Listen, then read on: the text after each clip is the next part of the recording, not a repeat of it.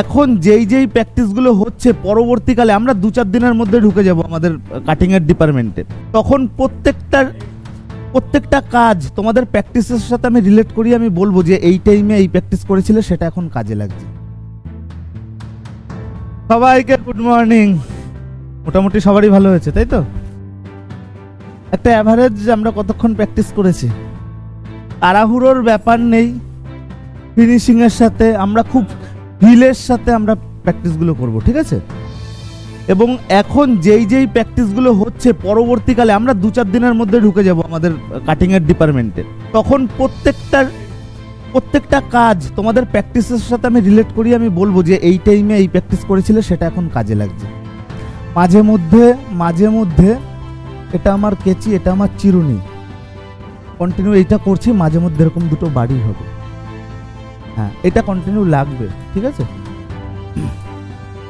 এটা আমার কেচি, এটা আমার চিরুনি, কাজ করছি মাঝে মধ্যে এই যে একটু করে সিঙ্গেল একটা হালকা করে প্র্যাকটিসের মধ্যে। কারণ কি, যখন তোমরা হেয়ার কাটিং করবে পুরো চুল, তারপর হচ্ছে কেচি হোক বা চিরুনি হোক, পুরো চুলে ভরে যায়, তখন সেটাকে আমাদের ক্লিয়ার করতে হয়। এখন থেকে প্র্যাকটিস না থাকলে তখন সমস্যা। আমাদের এটাই মেইন। এরকম ভাবে আমরা কাপড় কাটার মতো কাটবো না, ঠিক আছে? আমরা প্রফেশনালি হেয়ারই কাটিং করবো। হ্যাঁ পড়ে যাবে, আবার আমি এটা করে নেবো, সমস্যা নেই। আর এই কন্টিনিউ তারা একটু ফাস্ট হবে। আচ্ছা, আর একটা জিনিস, আমাদের কেচি নিয়ে যে খেলাধুলো, মানে ওই ফ্লিপটা, আমরা কি ফ্লিপ বাড়িতে করেছি? কম বেশি প্র্যাকটিস করেছি। কেচি হাতে থাকলে এগুলো করতে হবে, বুঝতে পেরেছো তো? ফ্লিপ এটাও মাঝে মধ্যে হাতে রাখবে, মাঝে মধ্যে। তাহলে তোমাদের মধ্যে সব থেকে দূর থেকে আসা হচ্ছে ওই ভাই, তাই তো? ভাই তুমি তো কটার সময় বেরিয়েছো? রাত 2টোর সময়। এর থেকে আগে কেউ বেরোয় নাকি?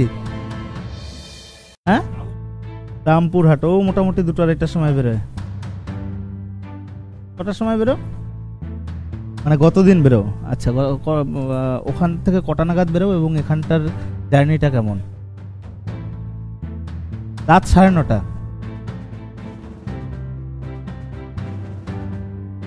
ভোর 5:30। আচ্ছা, 5:30টার সময় শিয়ালদা, তারপরে শিয়ালদার থেকে এখানটায় কটার সময় আসো? 8টা। মানে ওখানটায় স্টে করে যাও 2-1 ঘন্টা। মানে সকাল 5:30টার সময় শিয়ালদার থেকে মোটামুটি 8টা 8টা-8:30টার মধ্যে এখানটায় ফ্রেশ হয়ে দেন এখানটা। লাস্ট ব্যাচে সেকেন্ড হয়েছে একজন, নাম খুব সম্ভবত রাহুল বেজ, খুব সম্ভবত। 7-7 14 ঘন্টা যাতায়াত করতো, 5 ঘন্টা ক্লাস। ওই আসামে একটা স্টুডেন্ট আমার কাছে আসবে বলেছিল, ফার্স্ট ব্যাচ বা সেকেন্ড ব্যাচে। তো বাড়ি থেকে ছাড়বে না এত দূর, তারপর এখানটায় থেকে করতে হবে। তো আমি বলেছিলাম যে ভাই এত দূর যেহেতু পসিবল হচ্ছে না, তুমি এক কাজ করো, তোমার ওখানটায় তুমি একটা যে কোনো একাডেমিতে ঢুকে যাও। তো 80,000 টাকা দিয়ে ও ঢুকেছে, ওখানটায়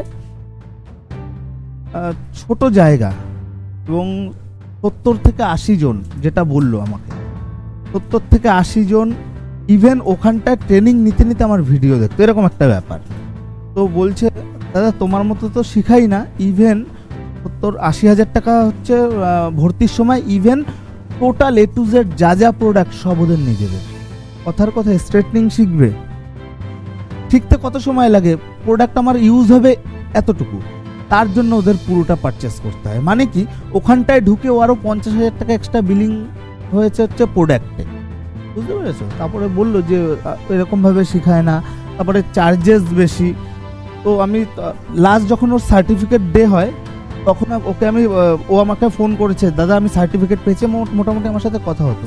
তো আমি বলছি যে সার্টিফিকেট যে পেলে, প্রপার কি হেয়ার কাটিং শিখেছো? বলে দাদা লাস্টের দিকে আমরা 3-4টে হেয়ার কাটিং করেছি, এমনি বেশ পারবো, কিন্তু ওই যে প্রপার যে একটা ব্যাপার, সেই ব্যাপারটা এখনো হাতে আসেনি।